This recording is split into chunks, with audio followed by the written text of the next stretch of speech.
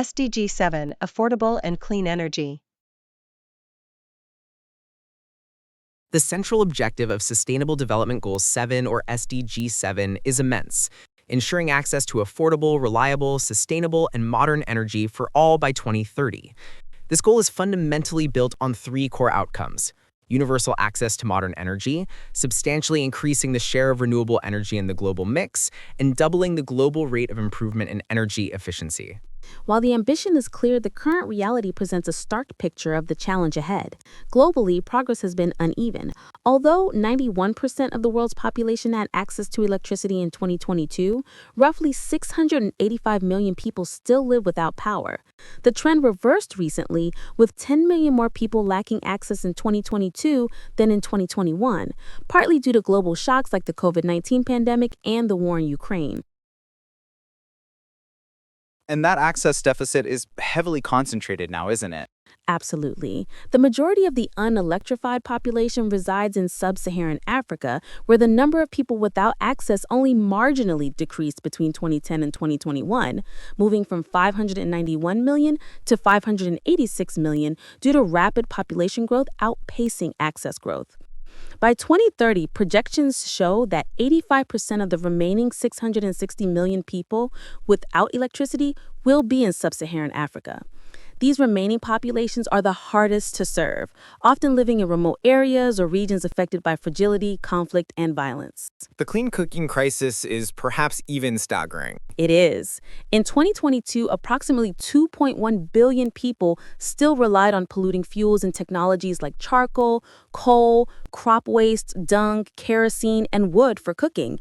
If current trends persist, nearly 1.8 billion people will still lack access to clean cooking by 2030. Polluting cooking fuels pose severe health risks, and addressing this requires dedicated annual public investment estimated at USD 5 billion for clean cooking concessional funding alone. Given the challenge of grid expansion into remote and sparsely populated regions, particularly in sub-Saharan Africa, decentralized renewable energy, or DRE solutions, have become a critical lever for achieving SDG7. DRE offers faster and more cost-effective solutions for increasing electricity access compared to traditional grid expansion.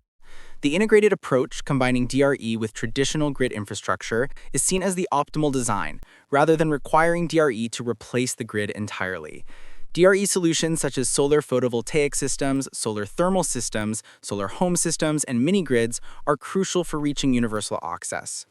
The impact of off-grid solutions is already significant. Standalone off-grid solar solutions, including solar lights and SHSs, were estimated to serve 490 million people worldwide in 2022. In fact, DRE solutions provided 55% of new electricity connections in sub-Saharan Africa between 2020 and 2022.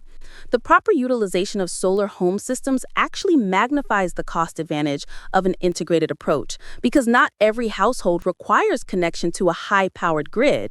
And combining renewable sources, often referred to as hybrid renewable energy systems, or HRES, further enhances reliability, especially for mini grids.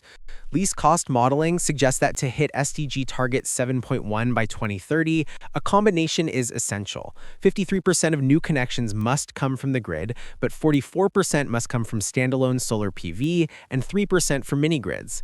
This accelerated deployment of decentralized solutions is necessary because there is no viable path to achieving SDG 7.1 without them.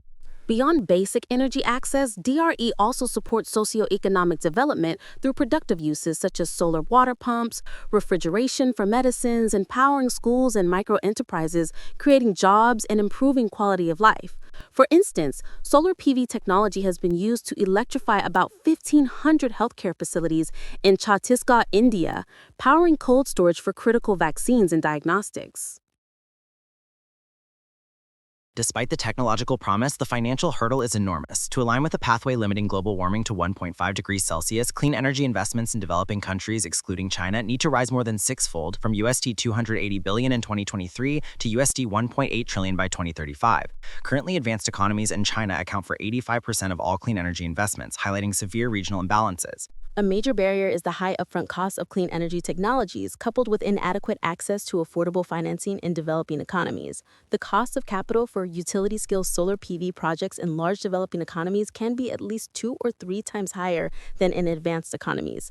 This high cost is driven by real and perceived risks associated with country governance, macroeconomic policy, and payment risk. We need strategic financial intervention. The global requirement for concessional funding, specifically targeting the energy sector, is estimated to be around USD 115 billion annually by 2035, representing more than a tripling of current support levels. This funding is crucial for de-risking projects and mobilizing larger volumes of private capital. And that public finance needs to be channeled strategically. It must bridge end-user affordability gaps, deploy infrastructure in unserved areas, and invest in the ecosystem supporting energy services, such as capacity building and consumer awareness.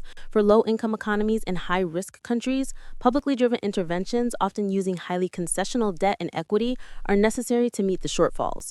For middle-income economies with more mature markets, the focus should shift to facilitated interventions like guarantees for project de-risking and grants for technical assistance. The experience in Mexico is a good example of policy signaling combined with financing, where legislation like the Law for the Development of Renewable Energy and Energy Transition Financing mandated renewable energy portions of total supply. And implementing entities like development finance institutions, TFIs, are positioned to catalyze investment flows, though their limited funds must leverage much higher multiples of commercial finance. Beyond deployment of renewables, meeting SDG7 requires doubling the global rate of improvement in energy efficiency, SDG 7.3. Historically, global energy intensity improved by 1.6% annually between 2010 and 2021, falling short of the required 2.6% target. To catch up by 2030, the annual improvement rate must now accelerate to at least 3.8%. Energy efficiency is essential because it increases the services delivered by each kilowatt of electricity, directly improving energy access and making energy more affordable. Furthermore, energy efficiency policies such as setting minimum energy performance standards, MEPS, for industrial motors or promoting energy-efficient lighting are vital for decoupling economic growth from energy consumption. India's Ujala program, which distributed LED bulbs and aimed to replace 770 million incandescent lights, is a successful example of utilizing efficient lighting technologies. Improving energy efficiency and increasing the adoption of clean energy sources also addresses major social and health issues, particularly concerning clean cooking. The continued reliance on polluting fuels is responsible for significant environmental damage and detrimental health outcomes. The interconnection between energy and societal outcomes is particularly acute for gender equality, SDG5. Women and girls are disproportionately affected by energy poverty because gender norms often mandate them to manage household energy needs, like collecting fuel, exposing them to heavy workloads, indoor air pollution, and violence. Access to clean and reliable energy, particularly for productive uses, is crucial because it reduces the time women spend on household chores, freeing them up to pursue education, employment, or entrepreneurial activities. The Barefoot College Solar Engineers program in India, which trains marginalized women to become solar mamas, capable of constructing and maintaining solar-powered lighting systems, exemplifies a highly effective, citizen-centric approach to building local capacity and empowering women.